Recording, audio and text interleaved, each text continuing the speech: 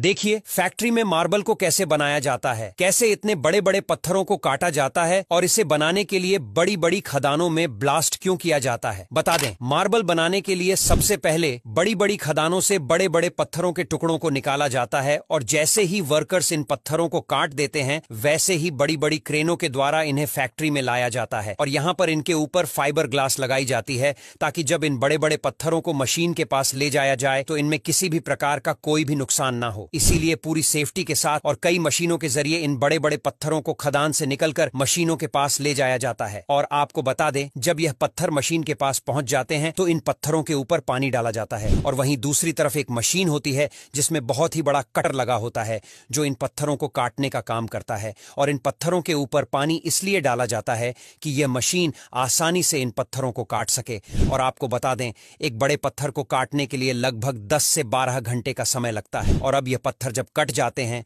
तो इनके कटे हुए पीस को वर्कर बड़ी सावधानी के साथ अलग कर देते हैं। अब इस प्रक्रिया के बाद इन पत्थरों को जमीन पर बिछा दिया जाता है और इनके ऊपर पानी भी डाला जाता है जिससे यह पता लग जाता है कि पत्थर में कहीं छेद वगैरह तो नहीं है। और जिस पत्थर में छेद होता है उस पत्थर को बाहर निकाल दिया जाता है और कभी कभी उस छेद में केमिकल भी लगा दिया जाता है। और केमिकल लगाने के बाद उस मार्बल को लगभग 10 से 12 घंटे तक सूखने के लिए ऐसे ही छोड़ दिया जाता है।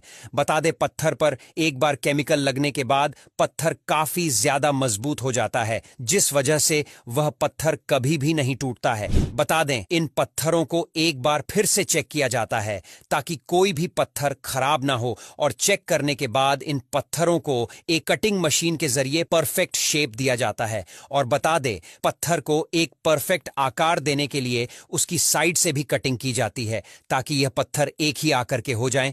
और परफेक्ट आकार देने के बाद इन्हें ऊपर से पॉलिश भी किया जाता है जिससे इन पत्थरों की चमक बरकरार रहती है। पत्थरों की पॉलिशिंग और इन्हें काटने का काम एक साथ काफी बड़ी मात्रा में चलता रहता है। अब इस प्रक्रिया के बाद बारी आती है पत्थरों पर लगे दाग धब्बों को मिटाने की। जी हां, कटिंग वगैरह के दौरान पत्थरों के ऊपर कई तरह के स्क्रैच और दाग धब्बे आ जाते हैं जिन्हें साफ करना काफी ज्यादा जरूरी होता है क्योंकि पत्थर की कीमत उसकी खूबसूरती के हिसाब से ही होती है। इसीलिए पत्थर के ऊपर स्क्रैच वगैरह को बड़ी सावधानी के साथ मिटा दिया जाता है। आपको बता दें, मार्बल पर दाग धब्बे को मिटाने के लिए वर्कर्स मार्बल को एसिड से धुलते हैं और इसीलिए इस प्रक्रिया को एसिड वॉश का नाम दिया जाता है। और आपको बता दें, मार्बल के पत्थरों को धोने के लिए जिस एसिड का इस्तेमाल किया जाता है वह काफी ज्यादा हल्का होता है क्योंकि उसमें आधे से ज्यादा पानी मिला होता है। इसीलिए यह सिर्फ मार्बल को साफ करने का ही काम करता है और इससे वर्कर्स को भी कोई नुकसान नहीं होता है। और हल्का एसिड इस्तेमाल करने की एक और वजह है कि जब ज्यादा हार्ड एसिड का इस्तेमाल किया जाता है तो उसका साइड इफेक्ट इन पत्थरों पर भी पड़ता है जिससे यह पत्थर कमजोर हो जाते हैं। और इसीलिए बड़ी बड़ी फैक्ट्रीज में इन पत्थरों की मजबूती को बरकरार रखने के लिए हमेशा